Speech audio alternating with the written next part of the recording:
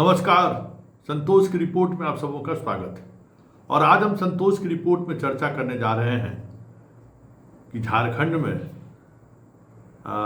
नीतीश कुमार के वो दोनों दूत जो सबसे ज़्यादा बीजेपी के साथ जाने के पैरोकार थे, उनकी एक भी नहीं चली। 2 सीटें इसलिए मिल गया कि वो भी बीजेपी की एक रणनीति का हिस्सा था। सरयू राय, बीजेपी को पता था कि अगर ये इस फोल्डर से बाहर निकले तो कोल्हान में उन्हें परेशानी खड़ा कर सकते, खास करके जमशेदपुर पूर्वी और पश्चिमी दोनों सीटों पर उन्हें परेशानी खड़ी होगी और दोनों शॉर्ट सीट एक बार फिर से बीजेपी के हाथों से निकल सकता है। इसलिए पूरी रणनीति के तहत सरयू राय को जदयू के माध्यम से हिस्सेदारी मिल गई। वैसे बीजेपी यहाँ भी अपनी मनमर्जी चलाने में कामयाब हुआ कि सरयू राय जी जमशेदपुर पश्चिमी से चुनाव लड़ेंगे, मतलब वंदना गुप्ता के खिलाफ वो चुनाव लड़ेंगे। सरयू राय जिस सीट से पिछली बार चुनाव लड़े थे और मुख्यमंत्री रघुवर दास को हराया था, वो सीट बीजेपी यह कहते हुए देने से इनकार कर दिया गया कि ये 35 वर्षों से ये सीट बीजेपी के कब्जे में रहा है, ये सीट हमें दे दीजिए। वैसे अंततः सरयू राय इस शर्त पर वो सीट छोड़ने को तैयार हुए हैं कि उस सीट पर रघुवर दास का कोई भी रिश्तेदार चुनाव नहीं लड़ेगा।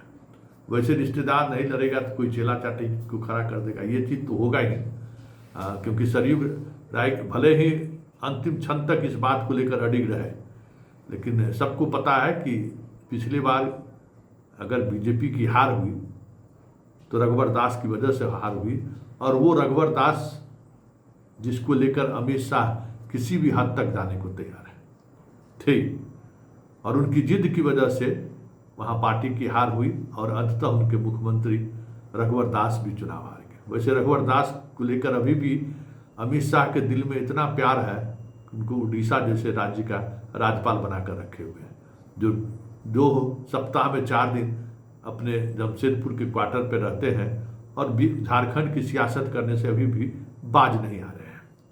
हालांकि तय ये हो गया कि अब सरयू राय और राजा पीटर वो भी सीट है, वो सीट बीजेपी के लिए कंफर्ट नहीं था, वहाँ से उनको जितना मुश्किल था, इसलिए राजा पीटर के मैदान में आने से एक कह सकते हैं कि लड़ाई दिलचस्प तो हो जाएगी। हालांकि वंदना गुप्ता के खिलाफ सरयू राय को काफ़ी मशक्क़त करनी पड़ेगी, क्योंकि वंदना गुप्ता ने काफ़ी सोशल इंजीनियरिंग अपने 5 साल के टेन्योर में उन्होंने किया है और वहाँ बीजेपी के उम्मीदवार को उसने हराया था। इसलिए सरयू राय को इस बार दिलचस्प मुकाबला का सामना करना पड़ेगा वहाँ पर। और तीसरे सीट की बात, तो तीसरे सीट के लेकर जदयू ने सिर्फ इतना ही कहा है कि जो सीट आप हारने वाले हैं ना, जो मान लीजिए कि आप हार गए, वही सीट दे दीजिएगा ना। होगा कि 3 को सीट मिला है। मांडू चाह रहे थे जो प्रदेश अध्यक्ष को अपने बेटा के लिए, तो वो तो हादसों को पहले ही दे दिया, उसमें कहीं कोई समझौता का सवाल ही नहीं था। ये लोग पिछली रोटी खाए हुए थे। नीतीश भी दिलचस्पी नहीं लिए, नीतीश दिलचस्पी लेने की स्थिति में भी है क्या? बड़ी बात तो ये है अगर उस स्थिति में रहते तो बात भी बनती, क्योंकि प्रदेश अध्यक्ष आखिर उनको बनाए क्यों थे? जबकि प्रदेश अध्यक्ष बनाया गया उनको कि वहाँ पे एक समीकरण, जो कुर्मी का समीकरण है, नीतीश जी की बड़ी इच्छा रही है कि वहाँ झारखंड में भी उसके आधार पर वो अपने पार्टी को विस्तार कर सके। लेकिन जिस समय नीतीश हाइट पर थे, उतनी ऊंचाई पर थे, उस समय में तो वहाँ कुछ नहीं कर पाए। तो फिर अभी की स्थिति से कौन अवगत नहीं है। खैर, पहली बार बीजेपी से उनका समझौता हुआ है और हमें लगता है कि समझौते के तहत जो कम से कम 3 में 2 ऐसी सीटें हैं जहाँ बड़ी मजबूती से जदयू लड़ती हुई दिखाई दे रही है। दोनों उम्मीदवार का अपनी व्यक्तिगत पहचान भी है, व्यक्तिगत समर्थक फोल्डर भी है और व्यक्तिगत तौर पे वो मजबूती से चुनाव पहले भी लड़ते रहे हैं। इसलिए जदयू की जीत अगर होती है तो जदयू की क्या भूमिका रहेगी? सब कुछ तय है, वो तय ही। अब तीसरा सीट जो इनको मिल जाए, चिराग को भी एक सीट देने पर सहमति मिल गई है कि चिराग को भी सांकेतिक तौर पर कोई एक सीट उठा कर दे दो, देवघर उघर के आसपास में कहीं कोई ऐसा सीट हो जो सीट सबसे ज़्यादा कह सकते हैं कि टफ सीट हो, वो एक सीट दे दीजिए। तो लगभग लगभग नहीं, पूरी तौर पर यह समझौता अब हो चुका है। आधिकारिक ऐलान किसी भी वक्त हो जाएगा। लेकिन बड़ी बात यह है कि जदयू या नीतीश कुमार जिनके भरोसे बीजेपी से डील करने के लिए चौसर बिछाया था, वो चौसर शतरंज के चाल में उलझते हुए दिख रहे हैं।